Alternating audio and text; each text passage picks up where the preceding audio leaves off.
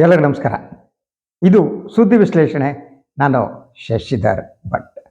ಇದು ನನ್ನ ಡಿಜಿಟಲ್ ವಾಹಿನಿ. ನಾನು ಲೈಕ್ ಮಾಡಿ, ಸಬ್ಸ್ಕ್ರೈಬ್ ಮಾಡಿ, ಬೆಲ್ ಐಕಾನನ್ನು ಪ್ರೆಸ್ ಮಾಡೋದಕ್ಕೆ ಮರಿಬೇಡಿ. ಹಾಗೆಯೇ ಸಾಧ್ಯ ಆದರೆ ಸಹಾಯ ಮಾಡಿ ಸ್ವತಂತ್ರ ಪತ್ರಿಕೋದ್ಯಮಕ್ಕೆ ತಮ್ಮ ಪ್ರೀತಿ, ಕೃಪಾಶೀರ್ವಾದ ಹಾಗೆಯೇ ಬೆಂಬಲ ಸದಾ ಇರಲಿ. ತಮ್ಮ ಸಹಾಯದಿಂದ ಮಾತ್ರ ನನ್ನಂಥವರ ಧ್ವನಿ ಉಳಿಯೋದಕ್ಕೆ ಸಾಧ್ಯ. ಎಸ್, ಕರ್ನಾಟಕದ ರಾಜಕಾರಣದ ಮಟ್ಟಿಗೆ ಇವತ್ತು ಬಹಳ ಮಹತ್ವದ ದಿನ. 3 ರಾಜಕೀಯ ಪಕ್ಷಗಳಿಗೆ ಮಹತ್ವವಾದದ್ದು. ಅದು ಚನ್ನಪಟ್ಟಣ ರಾಜಕೀಯ ಬೆಳವಣಿಗೆ. ಚನ್ನಪಟ್ಟಣದ ಮೈತ್ರಿ ಪಕ್ಷದ ಅಭ್ಯರ್ಥಿಯಾಗಬೇಕಾಗಿದ್ದಂಥ ಯೋಗೇಶ್ವರ್ ಅವರು ಕಾಂಗ್ರೆಸ್ಗೆ ಇವತ್ತು ಜಾಯಿನ್ ಆದರು. ಅದೊಂದು ರೀತಿಯ ದಿಢೀರ್ ಬೆಳವಣಿಗೆ. ಇನ್ನೊಂದು ರೀತಿಯಲ್ಲಿ ನಿರೀಕ್ಷಿತವೇ. ಇದನ್ನು ನಿರೀಕ್ಷಿತ, ಅನಿರೀಕ್ಷಿತ ಎರಡೂ ಕ್ಯಾಟಗರಿಯಲ್ಲಿ ವಿಭಜಿಸೋಕ್ಕೂ ಸಾಧ್ಯ ಇಲ್ಲ. ಯಾಕೆಂದರೆ ಒಂದು 2-3 ದಿನಗಳ ಹಿಂದೆ ಇದೆಲ್ಲ ನಿಚ್ಚಳವಾಗಿ ಕಾಣ್ತಾ ಇತ್ತು. ಯೋಗೇಶ್ವರ್ ಅವರು JDS ಸಿಂಬಾಲ್ ಮೇಲೆ ಸ್ಪರ್ಧಿಸಲ್ಲ ಅಂತ. ಅವರಿಗೆ BJP ಸಿಂಬಾಲ್ ಬೇಕಾಗಿತ್ತು. ಆದರೆ BJP ನಾಯಕರುಗಳು, ಹಿರಿಯ ತಲೆಗಳು, ಇದು ಏನಿದ್ರು ಈ ಕ್ಷೇತ್ರ ಕುಮಾರಸ್ವಾಮಿ ಅವ್ರದ್ದು, ಅವರೇ ಡಿಸೈಡ್ ಮಾಡಬೇಕು ಅಂತ ಕೂತರು. ಆಗ ಬಂದ ಆಪ್ಷನ್ನು ಏನಿದೆ, ಅದು ಯೋಗೇಶ್ವರ್ ಯಾವ ಕಾರಣಕ್ಕೂ ಒಪ್ಕೊಳ್ಳೋಕೆ ಸಾಧ್ಯ ಇರಲಿಲ್ಲ. ಏನದು ಆಪ್ಷನ್ನು? ಸೊ ಕುಮಾರಸ್ವಾಮಿ ಅವರೇ ಹೇಳಿದ ಹಾಗೆ BJPಯ ರಾಷ್ಟ್ರೀಯ ಅಧ್ಯಕ್ಷ ನಡ್ಡಾ ಅವರು ಫೋನ್ ಮಾಡಿ ಹೇಳಿದ್ರಂತೆ, ಒಂದು ಸನ್ಮಾನ್ಯ ಯೋಗೇಶ್ವರ್ ಅವರಿಗೆ BJP ರಾಜೀನಾಮೆ ಕೊಡೋದಕ್ಕೆ ಹೇಳ್ತೀನಿ, ನಿಮ್ಮ ಪಕ್ಷದ ಚಿಹ್ನೆಯ ಮೇಲೆ ಅವರು ಸ್ಪರ್ಧಿಸಲಿ ಅಂತ ಹೇಳಿದ್ರು. ಇವರು ಸಿದ್ಧ ಇದ್ದರು. ತಮ್ಮ ಪಕ್ಷದ ಚಿಹ್ನೆ ಮೇಲೆ ಯೋಗೇಶ್ವರ್ ಅವರು ಸ್ಪರ್ಧಿಸಿದರೆ ಓಕೆ ಅಂತೇಳಿ ಆ ಮೆಸೇಜನ್ನು ಕೂಡ ಕುಮಾರಸ್ವಾಮಿ ಅವರು ಕೊಟ್ಟಿದ್ದರು. ಅಂದರೆ ಯೋಗೇಶ್ವರ್ ಒಂದು ರೀತಿಯಲ್ಲೇ ಆಟಿಕೆಯ ವಸ್ತು BJP ಮತ್ತು JDS ನಡುವೆ ಒಂದು ಆಟಿಕೆಯ ವಸ್ತು ಆಗಿ ಪರಿವರ್ತನೆ ಆಗಿದ್ರ. ನಮಗೀಗ ಬೇಡ, ನೀವು ರಾಜೀನಾಮೆ ಕೊಟ್ಬಿಟ್ಟು JDS ನಿಂತ್ಕೊಳ್ಳಿ, JDS ಸಿಂಬಾಲ್ ಮೇಲೆ ನಿಂತ್ಕೊಳ್ಳಿ. ಅವ್ರ ಕಥೆ ಏನು? ಅದು ಬಹಳ ಮುಖ್ಯವಾದ ಪ್ರಶ್ನೆ ಯೋಗೇಶ್ವರ್ ಅವರಿಗಾಗಿತ್ತು. JDS ಅಂತಹ ಒಂದು ಪಕ್ಷ ಏನಿದೆ, ಅದು ರಾಷ್ಟ್ರೀಯ ಪಕ್ಷವೋ ರಾಜ್ಯ ಮಟ್ಟದ ಪಕ್ಷವೋ ಏನು ಅನ್ನೋದೇ ಅರ್ಥ ಆಗಲ್ಲ. ಅದರಿಂದ ಅವರಿಗೆ ರಾಜಕೀಯ ಭವಿಷ್ಯದ ಚಿಂತೆ ಕಾಡ್ತಾ ಇತ್ತು. JDS ಸಿಂಬಾಲಿಂದ ನಿಂತು ಚುನಾವಣೆ ಗೆದ್ದರೂ ಕೂಡ ಅವರು JDS ಶಾಸಕರಾಗ್ತಾರೆ. JDS ಜೊತೆಗೆ ತಮ್ಮ ರಾಜಕೀಯ ಬದುಕಿನಲ್ಲಿ ಇದುವರೆಗೆ ಹೋರಾಟ ಮಾಡಿ ಬಂದ ವ್ಯಕ್ತಿ ಹೇಗೆ ಹೋಗಿ JDS ಅನ್ನು ಸೇರ್ತಾರೆ? JDS ಪಕ್ಷಕ್ಕೆ ಒಂದು ಪಕ್ಷದ ಸ್ಟ್ರಕ್ಚರ್ ಅನ್ನೋದಿಲ್ಲ. ಅಲ್ಲಿ ಏನಿದ್ರು ಕೂಡ ದೇವೇಗೌಡರ ಕುಟುಂಬ, ಕುಮಾರಸ್ವಾಮಿ ಜೊತೆ ಅಂತಿಮ. ಅಂಥ ಪಕ್ಷಕ್ಕೆ ಹೇಗೆ ಸೇರ್ತಾರೆ ಅವರು? ಅದು ಯೋಗೇಶ್ವರ್ ಅವರು ಸ್ವಂತ ಶಕ್ತಿಯ ಮೇಲೆ ಚುನಾವಣೆಯನ್ನು ಗೆಲ್ಲುವಷ್ಟು ಸಾಮರ್ಥ್ಯವನ್ನು ಹೊಂದಿರುವಂಥವ್ರು. ಅವ್ರು ಹೇಗೆ ಒಪ್ಕೊಳ್ಳೋಕ್ಕಾಗುತ್ತೆ? ಅದು ಅವರಿಗೆ ಸುಸೈಡಲ್ ಆಗ್ತಾ ಇತ್ತು. ಸೊ ಅವ್ರಿಗೆ ಯಾವಾಗ JDS ಮೂಲಕ ನಿಲ್ಲಿ ಪಕ್ಷಕ್ಕೆ ರಾಜೀನಾಮೆ ಕೊಡಿ ಅನ್ನೋ ಮೆಸೇಜ್ ಬಂತು, ಅವ್ರಿಗೆ ಅನಿಸ್ತು BJPಯಲ್ಲಿ ನನ್ನ ಭವಿಷ್ಯ ಮುಕ್ತಾಯ ಆದಂತೆ. ಸೊ ಆ ಕಾರಣಕ್ಕಾಗಿ ನನಗಿರುವ ದಾರಿ ಏನು? ಅದು ಕಾಂಗ್ರೆಸ್ ಮಾತ್ರ. ಎನಿವೆ, ಕಾಂಗ್ರೆಸ್ ಒಂದು ರಾಷ್ಟ್ರೀಯ ಪಕ್ಷ, ಅದು BJP ಒಂದು ರಾಷ್ಟ್ರೀಯ ಪಕ್ಷ. BJP ಆಗಲಿ ಕಾಂಗ್ರೆಸ್ ಆಗಲಿ ಓಕೆ. JDS ಅದು ಪ್ರಾದೇಶಿಕ ಪಕ್ಷನೂ ಅಲ್ಲ, ರಾಷ್ಟ್ರೀಯ ಪಕ್ಷನೂ ಅಲ್ಲ, ಅದು ಒಂದು ಕುಟುಂಬದ ಪಕ್ಷ. ಓಕೆ. ಈ ಸಮಸ್ಯೆ ಯೋಗೇಶ್ ಅವರಿಗೆ ಕಾಡ್ತಾ ಇತ್ತು. ನಿನ್ನೆ ರಾತ್ರಿ ಇದ್ದಕ್ಕಿದ್ದಾಗೆ ನಾಟಕೀಯ ಬೆಳವಣಿಗೆಗಳು ನಡೆದು ಮೊದಲೇನೆ ಕುಮಾರಸ್ವಾಮಿಯವರ ಮೂಮೆಂಟನ್ನು ನೋಡಿದಾಗ ಕಾಂಗ್ರೆಸ್ ಯೋಗೇಶ್ವರರವ್ರನ್ನ ಪಕ್ಷಕ್ಕೆ ತೆಗೆದುಕೊಳ್ಳುವುದಕ್ಕೆ ಸಿದ್ಧ ಆಗಿತ್ತು. ಅದಕ್ಕೆ ಯಾವುದೇ ಅನುಮಾನ ಇರಲಿಲ್ಲ. ಅದರ ಜೊತೆಗೆ ಬೇರೆ ಬೇರೆ ವರದಿಗಳು ಬರ್ತವೆ, ನನಗೆ ಗೊತ್ತಿಲ್ಲ. ಅದು ಕೇವಲ ಸಿದ್ದರಾಮಯ್ಯನವರಿಗೆ ಆಸಕ್ತಿ ಇತ್ತು, ಅವರು ಒತ್ತಡ ಹಾಕಿದ್ರು, ಅವರು ಯೋಗೇಶ್ವರ್ ತಗೊಂಡ್ರು. ಸೊ ಈ ರೀತಿಯ ಸುದ್ದಿಗಳು ಏನೇ ಇರಲಿ, ಬಟ್ ಒಟ್ಟಾರೆಯಾಗಿ ಈ ಬೆಳವಣಿಗೆಯಿಂದ ಶಾಕ್ ಆಗಿದ್ದೆ ಯಾರಿಗೆ ಗೊತ್ತಾ? ಮಾಧ್ಯಮಗಳಿಗೆ ಕಂಡ್ರೆ. ಮಾಧ್ಯಮದ ಎಲ್ಲ ಟಾಪ್ ಆ್ಯಂಕರ್ಗಳು ಇಲ್ಲ ಇವತ್ತು ಬೆಳಗ್ಗೆವರೆಗೆ ಇನ್ನೇನು ಸನ್ಮಾನ್ಯ ಯೋಗೇಶ್ವರ್ ಅವರು ಇನ್ನೇನು ಕೆಲವೇ ಕ್ಷಣಗಳಲ್ಲಿ DK ಅವರ ಮನೆಗೆ ಹೋಗ್ತಾರೆ ಅನ್ನೋ ಸಂದರ್ಭದಲ್ಲಿ ಒಂದು ವಾಹಿನಿ ಆಗ್ತಾ ಇತ್ತು. ಸೊ BJPಗೆ ಟಿಕೆಟ್ ಕೊಡುವುದಕ್ಕೆ JDS ಒಪ್ಕೊಂಡಿದೆ, ಕುಮಾರಣ್ಣ ಒಪ್ಕೊಂಡಿದ್ದಾರೆ, ಕೆಲವೇ ಕ್ಷಣದಲ್ಲಿ ಅನೌನ್ಸ್ ಮಾಡ್ತಾರೆ. ಸೊ BJPಯ ಸಿಂಬಾಲ್ನಲ್ಲೇ ಯೋಗೇಶ್ವರ್ ಸ್ಪರ್ಧೆ ಮಾಡ್ತಾರೆ ಇಂಥ ಸುದ್ದಿಗಳು.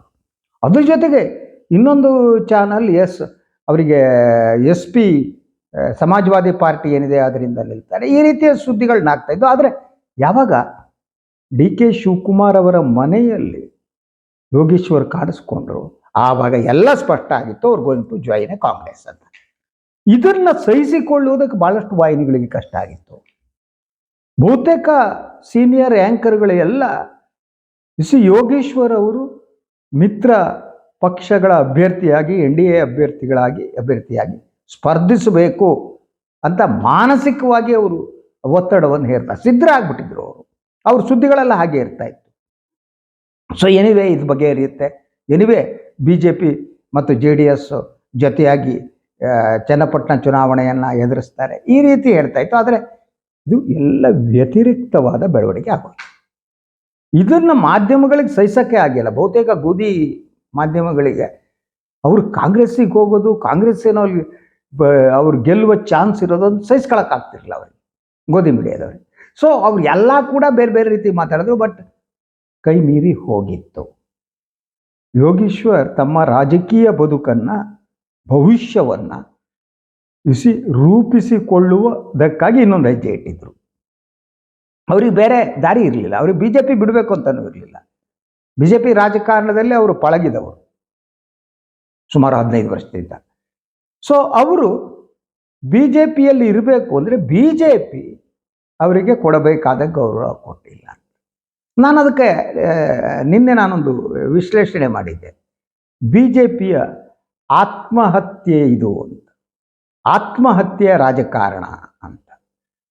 ಸೊ ಅದರ ಜೊತೆಗೆ ಸತತವಾಗಿ ಒಕ್ಕಲಿಗ ನಾಯಕತ್ವ ಟಾರ್ಗೆಟ್ ಆಗ್ತಾ ಇರೋದು BJP. ಸೊ ಇದನ್ನು ಹೇಳಬೇಕಾದ್ರೆ ನಾನು ಸುಮಾರು ಹೆಸರುಗಳನ್ನ ಹೇಳಿದ್ದೆ. ಆದರೆ ಪ್ರತಾಪ್ ಸಿಂಹ ಅವರ ಹೆಸರು ಬಿಟ್ಬಿಟ್ಟಿದೆ. ಯಾರೋ ನೋಡೋರು ಸಾರ್ ಪ್ರತಾಪ ಸಿಂಹ ಹೆಸರು, ಎಸ್, ಪ್ರತಾಪ ಸಿಂಹ ಕೂಡ ಈ ಆತ್ಮಹತ್ಯಾ ರಾಜಕಾರಣಕ್ಕೆ ಬಲಿಯಾದವರು. ಸೊ ಈ ಯೋಗೇಶ್ವರ್ ಈ ಲೇಟೆಸ್ಟ್. ಇವರು ಕಾಂಗ್ರೆಸ್ಸಿಗೆ ಹೋಗಿ ಏನಾಗ್ತಾರೆ ಅನ್ನುವುದಕ್ಕಿಂತ ಅವರು BJPಯಲ್ಲಿ ಇರುವ ಸ್ಥಿತಿ ಇರಲಿಲ್ಲ. ಮೈತ್ರಿಗಾಗಿ, JDS ಮತ್ತು BJPಯ ಮೈತ್ರಿಗಾಗಿ, ಕುಮಾರಸ್ವಾಮಿ ಅವರಿಗಾಗಿ ಸೊ ಯೋಗೇಶ್ವರ್ ಅವರನ್ನ ಬಲಿಪೀಠಕ್ಕೆ ಹತ್ತಿಸಲಾಗಿತ್ತು. ಆಗ ಯೋಗೇಶ್ವರ್ ಅವರಿಗೆ ಇದ್ದ ದಾರಿ ಏನಿದೆ ಆ ದಾರಿ ಬೇರೆ ಯಾವುದೂ ಇರಲಿಲ್ಲ. ಅದರ ಜೊತೆಗೆ ಸೊ ಈ ಎಲ್ಲ ಬೆಳವಣಿಗೆ ಇದೆಯಲ್ಲ, ಬೆಳವಣಿಗೆ ನಡುವೆ ನಿನ್ನೆ ಕುಮಾರಸ್ವಾಮಿ ಅವರೊಂದು ಹೇಳಿಕೆ ನೀಡಿದ್ರು. ನಾನು ಅಷ್ಟು ಬಗ್ಗಿಬಿಟ್ಟಿದ್ದೀನಿ, ನಾನು ನೆಲಕ್ಕೆ ಬಗ್ಗಿ ತಾಗಿಸ್ಬಿಟ್ಟಿದ್ದೀನಿ, ಇನ್ನೂ ನನಗೆ ಬಗ್ಗೋದಕ್ಕೆ ಸಾಧ್ಯ ಇಲ್ಲ. ಸೊ ಒಂದು ಪ್ರಶ್ನೆ ಕೇಳಿ, ಬಗ್ಗಿದವರು ಕುಮಾರಸ್ವಾಮಿನೋ BJPಯವರು? ಸೊ ಕೇಂದ್ರ ಸಚಿವರನ್ನಾಗಿ BJP ಮಾಡಿದೆ ಕುಮಾರಸ್ವಾಮಿ ಅವ್ರನ್ನ. ಅವರು ಕೇಳಿದಂತೆ ಚನ್ನಪಟ್ಟಣ ಸೀಟ್ ನೀವೇ ಇಟ್ಕೊಳ್ಳಿ, ನಮಗೆ ಬೇಡ, ನಾವು ಸ್ಪಂದಿಸಿ ಅಂತ ಹೇಳಿದ್ದೆ. ಅದರಿಂದ ತಲೆ ಬಗ್ಗಿದವರು ಯಾರು? BJPನ JDS. BJP ತಲೆ ಬಗ್ಗಿದೆ ಹೊರತು ಕುಮಾರಸ್ವಾಮಿ ತಲೆ ಬಗ್ಗಿಲ್ಲ. ಅವರ ನಿರೀಕ್ಷೆ ಏನಿತ್ತೋ ಗೊತ್ತಿಲ್ಲ. ಅವರು ತಮ್ಮ ಸಿಟ್ಟನ್ನು ಕಳೆದ 3-4 ದಿನದಿಂದ ಹೊರ ಹಾಕ್ತಾ ಇದ್ದಾರೆ. ಸತತವಾಗಿ BJP ರಾಜ್ಯ ನಾಯಕರನ್ನ ಅವರು ಟೀಕಿಸ್ತಿದ್ದಾರೆ. ಅವರ ಪರವಾಗಿ ಏನಿದೆ, ಕುಮಾರಸ್ವಾಮಿ ಅವರ ಪರವಾಗಿದ್ದವರು ಮಾಜಿ ಮುಖ್ಯಮಂತ್ರಿ ಯಡಿಯೂರಪ್ಪ ಮತ್ತು ಅವ್ರ ಮಗ. ಉಳಿದೆಲ್ಲ ನಾಯಕರುಗಳು ಕೂಡ ಅವರು ಬೆಂಬಲ ಕೊಟ್ಟಿದ್ದು ಯೋಗೇಶ್ವರ್ ಅವರಿಗೆ. ಯೋಗೇಶ್ವರ್ ಅವರಿಗೆ ಟಿಕೆಟ್ ಕೊಡಬೇಕು ಅಂತ ವಾದ ಮಾಡಿದ್ರು. ದೆಹಲಿಗೆ ಹೋದರು, ಪಕ್ಷದ ವರಿಷ್ಠರನ್ನು ನೋಡಿದ್ರು. ಯೋಗೇಶ್ವರ್ ಅವರಿಗೆ ಟಿಕೆಟ್ ಕೊಡದಿದ್ದರೆ ಏನಾಗುತ್ತೆ ಅನ್ನೋದನ್ನು ಹೇಳಿದರು. ಆದರೆ BJPಯ ವರಿಷ್ಠರು ಸಂಪೂರ್ಣವಾಗಿ ಕುಮಾರಸ್ವಾಮಿಯ ಒತ್ತಡಕ್ಕೆ ತಲೆಬಾಗಿದ್ದರು. ಕುಮಾರಸ್ವಾಮಿ ನಾನು ನೆಲಕ್ಕೆ ತಲೆಬಾಗಿದ್ದೇನೆ, ನೆಲ ತಾಗಿಸಿದ್ದೀನಿ, ಇನ್ನೂ ಜಾಗನೇ ಇಲ್ಲ ಅಂತಂದ್ರಲ್ಲ, ಅದು ಕುಮಾರಸ್ವಾಮಿ ಅಲ್ಲ. ಅಂದರೆ ಇಡೀ BJP ಅಂತ ಪಕ್ಷವನ್ನು ತಮ್ಮ ನಿಯಂತ್ರಣಕ್ಕೆ ತೆಗೆದುಕೊಂಡು ಬೇಕಾದ ಹಾಗೆ ಆಟ ಆಡಿಸುತ್ತಿರುವವರು ಕುಮಾರಸ್ವಾಮಿ. ಅವರು ಎಲ್ಲ ಅಸ್ತ್ರಗಳನ್ನು ಬಳಸಿ BJP ತಲೆಬಗ್ಗುವಂತೆ ಮಾಡಿದರು. ಅದರ ಜೊತೆಗೆ ಹಳೆ ಮೈಸೂರು ಪ್ರದೇಶದಲ್ಲಿ, ಒಕ್ಕಲಿಗರ ಪ್ರಾಬಲ್ಯ ಇರುವ ಪ್ರದೇಶದಲ್ಲಿ BJPಯಿಂದ ಯಾವುದೇ ಹೊಸ ಒಕ್ಕಲಿಗ ನಾಯಕ ಬೆಳೆಯಬಾರದು. ಒಕ್ಕಲಿಗ ರಾಜಕಾರಣ ಮತ್ತು ಹಳೆ ಮೈಸೂರು ರಾಜಕಾರಣ ನಮ್ಮ ಆಸ್ತಿ. No other leaders should grow. ಇದರ ಮೂಲಕ ಅವರು ಆಟ ಆಡಿದರು. ಬಿಜೆಪಿ ಆತ್ಮಹತ್ಯಾ ರಾಜಕಾರಣಕ್ಕೆ ಆಗಲೇ ಸಿಲುಕಿಕೊಂಡಿತ್ತು, ಬೇರೆ ದಾರಿ ಇರಲಿಲ್ಲ ಅವರಿಗೆ. ಅವರು ಈ ಒಕ್ಕಲಿಗ ನಾಯಕರನ್ನ ಬಲಿ ಕೊಡುವ ಅವರ ಸಂಪ್ರದಾಯದಲ್ಲಿ ಇನ್ನೊಬ್ಬ ನಾಯಕರನ್ನ ಬಲಿ ಕೊಡೋದು ಕೊಟ್ಟಿದ್ದರು, ಅದು ಯೋಗೇಶ್ವರ್. ಆದರೆ ಯೋಗೇಶ್ವರಿಗೆ ಒಂದು ಸ್ವತಂತ್ರವಾದ ಶಕ್ತಿ ಇದೆ. ಅವರು ಹಲವಾರು ಪಕ್ಷಗಳಿಗೆ ಹೋದ್ರು ಬಂದರು, yes I agree for that. ಅದು ಯಾರಿಗೆ ಸಾಧ್ಯ ಆಗುತ್ತೆ ಅಂದರೆ ಅವರಿಗೆ ಜನಬೆಂಬಲ ಇದ್ದವರಿಗೆ ಮಾತ್ರ. ಯೋಗೇಶ್ವರ್ ಅವರಿಗೆ ಜನಬೆಂಬಲ ಇತ್ತು. ಏನು JDS ಈ ಒಕ್ಕಲಿಗರ ನಾಯಕರನ್ನ ಮುಗಿಸುವ JDSನ ಒಂದು ಕಾರ್ಯವಿಧಾನ ಇದೆಯಲ್ಲ, ಅದರಿಂದ ಅವರು ಹೊರಗೆ ಬಂದರು. ಹೊರಗೆ ಬಂದುಬಿಟ್ಟು ತಮ್ಮ ಶಕ್ತಿಯನ್ನು ತೋರಿಸೋಕೆ ಸಿದ್ಧ ಆದರು. ಅದಕ್ಕೆ ಅವರು ಕಾಂಗ್ರೆಸ್ನ ಪಕ್ಷವನ್ನು ಆಯ್ಕೆ ಮಾಡಿದರು. ಸೊ ಈ ಆಯ್ಕೆ ಮಾಡಿದ ಮೇಲೆ ಈಗ ಮುಂದೇನಾಗುತ್ತೆ ಅನ್ನುವ ಪ್ರಶ್ನೆ. ಈಗ BJP ಮತ್ತು JDS ತಮ್ಮ ಅಭ್ಯರ್ಥಿಯನ್ನು ಆಯ್ಕೆ ಮಾಡಬೇಕು. ಮತ್ತೆ BJP ಕ್ಯಾಂಡಿಡೇಟ್ ಹಾಕೋ ಪ್ರಶ್ನೆ ಇಲ್ಲ, BJP ಚನ್ನಪಟ್ಟಣದಲ್ಲಿ ಕ್ಯಾಂಡಿಡೇಟು ಇಲ್ಲ. ಈಗೇನಿದ್ರು JDSನವ್ರು ಯಾರನ್ನ ಹಾಕ್ತಾರೆ? ನಿಖಿಲ್ ಕುಮಾರಸ್ವಾಮಿ ಅವ್ರನ್ನ ನಿಲ್ಲಿಸಬೇಕು ಅಂತ ಆಸೆ ಇದೆ, ಬಿದ್ದುಬಿಟ್ರೆ ಅನ್ನೋ ಭಯ ಇದೆ. ಅವರನ್ನು ಈಗ ಬಲಿ ಕೊಡುವ ಸ್ಥಿತಿಯಲ್ಲಿ ಕುಮಾರಸ್ವಾಮಿ ಇಲ್ಲ. ಯಾಕಂದರೆ ಈಗಾಗಲೇ 2 ಬಾರಿ ಚುನಾವಣೆಯಲ್ಲಿ ಸೋತಿದ್ದರಿಂದ ಈ 3ನೇ ಬಾರಿ ಅವರು ಇಲೆಕ್ಷನ್ ನಿಂತು ಸೋತ್ರೆ ನಿಖಿಲ್ ಕುಮಾರಸ್ವಾಮಿ ಅವ್ರನ್ನ ಬಲಿ ಕೊಟ್ಟಂತೆ. ಯೋಗೇಶ್ವರನ್ನ ಬಲಿ ಕೊಡ್ಬೋದು, ಸ್ವಂತ ಮಗನನ್ನು ಹೇಗೆ ಬಲಿ ಕೊಡೋದು? ಅದಕ್ಕಾಗಿ ಇನ್ನೂ ಕೂಡ ನಿಖಿಲ್ ಕುಮಾರಸ್ವಾಮಿಯ ಸ್ಪರ್ಧೆ ಬಗ್ಗೆ ಅಂತಿಮ ತೀರ್ಮಾನ ತೆಗೆದುಕೊಂಡಾಗ, ಅದರ ಜೊತೆಗೆ ಮಂಜುನಾಥ್ ಅವರ ಹೆಂಡತಿ ದೇವೇಗೌಡರ ಮಗಳು ಅನಸೂಯ ಅವರನ್ನು ನಿಲ್ಲಿಸುವ ಮಾತು ಕೇಳಿ ಬರ್ತಾ ಇದೆ.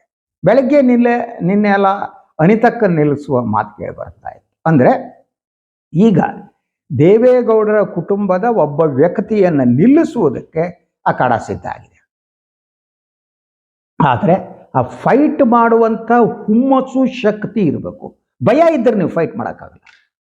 ಈಗ ಕಾಂಗ್ರೆಸ್ಸು ಮತ್ತು ಯೋಗೇಶ್ವರ್ ಅವರು ಜೊತೆಯಾದರೆ ಅವರಿಗೆ ಮತದ ಪ್ರಮಾಣ, ಕಳೆದ ಬಾರಿ ಕಾಂಗ್ರೆಸ್ ಸುರೇಶ್ ಅವರಿಗೆ 85,000 ಮತ ಬಂದಿತ್ತು. ಅದು ಸಾಮಾನ್ಯ ಆದ್ದಲ್ಲ. ಅದ್ರ ಜೊತೆಗೆ 1 ಲಕ್ಷ ಚಿಲ್ಲರೆ ಒಂದು ಫಿಕ್ಸ್ಡ್ ಡಿಪಾಸಿಟ್ ಇದ್ದಾಗ ಯೋಗೇಶ್ವರ್ಗಿದೆ vote. Easily you will have to win. ಅದ್ರ ಜೊತೆಗೆ ಮುಸ್ಲಿಮ್ಸ್ ಮತ ಇದೆ, ದಲಿತರ ಮತ 30,000 ಇದೆ. ಸೊ ಇದೆಲ್ಲ ನೋಡಿದರೆ ಅವ್ರಿಗೆಲ್ಲ, ಅದರಿಂದ ಅವ್ರು ಗೆಲ್ತಾರೆ ಬಿಡ್ತಾರೆ ಬೇರೆ, ಅವ್ರನ್ನ ಎದುರಿಸುವುದಕ್ಕೆ ದೇವೇಗೌಡರ ಕುಟುಂಬಕ್ಕೆ ಒಂದು ಭಯ ಪ್ರಾರಂಭ ಆಗಿದೆ. ನಿಖಿಲ್ ಅವ್ರನ್ನ ಇಳಿಸ್ಬಿಟ್ಟು ಅವರ ರಾಜಕಾರಣ ಅವರ ಮುಗಿಸೋದಕ್ಕೆ ಇಷ್ಟ ಇಲ್ಲ. ಆದ್ದರಿಂದ ಅವ್ರ ಕುಟುಂಬದಲ್ಲಿ ಬೇರೆ ಯಾರೋ ನಿಲ್ಲಿಸ್ಬೇಕು. ಇನ್ನು ಯಾರೋ ಕಾರ್ಯಕರ್ತನ ನಿಲ್ಲಿಸ್ತೀನಿ ಅಂತ ಅಂದ್ರೂ ಕೂಡ ಕಾರ್ಯಕರ್ತರು ಯಾರೋ ನಿಲ್ಲಿಸಿದ್ರೆ ಈಸಿಯಾಗಿ ಗೆದ್ದು ಬಿಡ್ತಾರೆ ಯೋಗೇಶ್ವರ್. ಅದಕ್ಕೂ ಮನಸ್ಸಿಲ್ಲ. ಆದ್ದರಿಂದ ಕುಟುಂಬದಲ್ಲಿ ಯಾರು ನಿಲ್ಲಿಸ್ಬೇಕು, ಏನು ಮಾಡಬೇಕು, ಈ ವಿಚಾರದಲ್ಲಿ ತಲೆ ಕೆಡಿಸ್ಕೊಂಡಂತೆ ಕಾಣುತ್ತೆ ಕುಮಾರಸ್ವಾಮಿ ಮತ್ತು ದೇವೇಗೌಡ. ನಾಳೆ ಮೋಸ್ಟ್ ಪ್ರಾಬಬ್ಲಿ ಅವರು ಕ್ಯಾಂಡಿಡೇಟನ್ನು ಆಯ್ಕೆ ಮಾಡ್ತಾರೆ. ಸೊ ಇಡೀ ಈ ಘಟನೆ ಏನಿದೆ ಅದನ್ನು ನಾನು ಮೊದಲು ಹೇಳಿದಾಗೆ ಅನಿರೀಕ್ಷಿತವೂ ಅಲ್ಲ, ನಿರೀಕ್ಷಿತವೂ ಅಲ್ಲ. ಇದು ಒಟ್ಟಾರೆಯಾಗಿ BJPಯ ಆತ್ಮಹತ್ಯಾ ರಾಜಕಾರಣದ ಇನ್ನೊಂದು ಅಂಕ. ಈ BJP ತನ್ನ ಆತ್ಮಹತ್ಯೆ ಮಾಡಿಕೊಳ್ಳುವುದಕ್ಕೆ ಕಾರಣ, ಪ್ರೇರೇಪಣೆ ಏನಿದೆ ಅದು ಸನ್ಮಾನ್ಯ ಕುಮಾರಸ್ವಾಮಿ ದೇವೇಗೌಡರ ಕುಟುಂಬ. ಅವರ ಪ್ರೇರಣೆಯಿಂದ BJP ಆತ್ಮಹತ್ಯೆ ಮಾಡ್ಕೊತಾ ಇದೆ. ಒಬ್ಬ ಪ್ರಬಲ ಒಕ್ಕಲಿಗ ನಾಯಕರನ್ನ ಅದು ಬಲಿ ಕೊಡ್ತಾ ಇದೆ. ಈ ಮೂಲಕ ಹಳೆ ಮೈಸೂರು ಪ್ರದೇಶದಲ್ಲಿ ಅತಿ ಸುಲಭವಾಗಿ ಮೇಲೇಳದ ಸ್ಥಿತಿಯನ್ನು BJPನೇ ನಿರ್ಮಿಸಿಕೊಂಡಿದೆ. ಇದು ಸುದೀರ್ಘ ಕಾಲದ ರಾಜಕೀಯ ದೃಷ್ಟಿಯಿಂದ BJPಗೆ ಅಪಾಯಕಾರಿಯಾದ್ದು. ಹಳೆ ಮೈಸೂರು ಪ್ರದೇಶದಲ್ಲಿ ನೀವು ಮೇಲೇಳಕ್ಕೆ ಸಾಧ್ಯ ಆಗಿಲ್ಲ, ಅದರ ಕಷ್ಟ. ಯಾಕೆಂದರೆ ಕುಮಾರಸ್ವಾಮಿ ಅವರು ಯಾವಾಗ ಅವ್ರ ಕೈ ಎತ್ತಾರೆ ಅಂತ ಹೇಳೋಕ್ಕಾಗಲ್ಲ. ಈಗ ಕೇಂದ್ರ ಸಚಿವರಾಗಿದ್ದಾರೆ, ಕೈಗಾರಿಕಾ ಸಚಿವರು, ಸುಮ್ಮನೆ ಇರ್ಬೋದು. ಯಾವುದೋ ಮೂಮೆಂಟಿಗೆ ಅವ್ರು ಕೈ ಎತ್ತಿ ಹೊರಡ್ಬೋದು. ಅವ್ರ ರಾಜಕೀಯ ಲಾಭಕ್ಕಾಗಿ ಅವ್ರು ಯಾರು ಬೇಕಾದ್ರೂ ಕೈ ಕೊಡ್ತಾರೆ. ಅದು ಉದಾಹರಣೆ ಇದೆ. BJP ಜೊತೆ ಇದ್ದಿದ್ದು, ಕೈ ಕೊಟ್ಟಿದ್ದು, ಕಾಂಗ್ರೆಸ್ ಜೊತೆ ಇದ್ದಿದ್ದು, ಅವ್ರದ್ದೊಂದು ಇತಿಹಾಸ ಇದೆ. ಆ ಕಾರಣಕ್ಕಾಗಿ BJPಗೆ ಅವರು ಕೈ ಕೊಡಲ್ಲ ಅಂತ ಹೇಳೋಕ್ಕಾಗಲ್ಲ. ಅವ್ರು ಕೈ ಕೊಟ್ಟರೆ ಹಳೆ ಮೈಸೂರು ಪ್ರದೇಶದಲ್ಲಿ ಮತ್ತೆ BJP ಮೇಲೇಳೋದಕ್ಕೆ ಸಾಧ್ಯ ಇಲ್ಲ. Let us wait and see. ಇದು ಇವತ್ತಿನ ಸುದ್ದಿ ವಿಶ್ಲೇಷಣೆ. ಇನ್ನೊಂದು ವಿಚಾರದೊಂದಿಗೆ ಮತ್ತೆ ಬರ್ತೀನಿ. ನಾನು ವಾಯಿನ್ ಲೈಕ್ ಮಾಡಿ, ಸಬ್ಸ್ಕ್ರೈಬ್ ಮಾಡಿ, ಬೆಲ್ ಐಕಾನ್ನ ಪ್ರೆಸ್ ಮಾಡೋದಕ್ಕೆ ಮರಿಬೇಡಿ. ಸಾಧ್ಯ ಆದರೆ ಸಹಾಯ ಮಾಡಿ. ಸ್ವತಂತ್ರ ಪತ್ರಿಕೋದ್ಯಮಕ್ಕೆ ತಮ್ಮ ಕೃಪಾಶೀರ್ವಾದ, ಪ್ರೀತಿ, ಬೆಂಬಲ, ಸಹಾಯ ಎಲ್ಲವೂ ಇರಲಿ.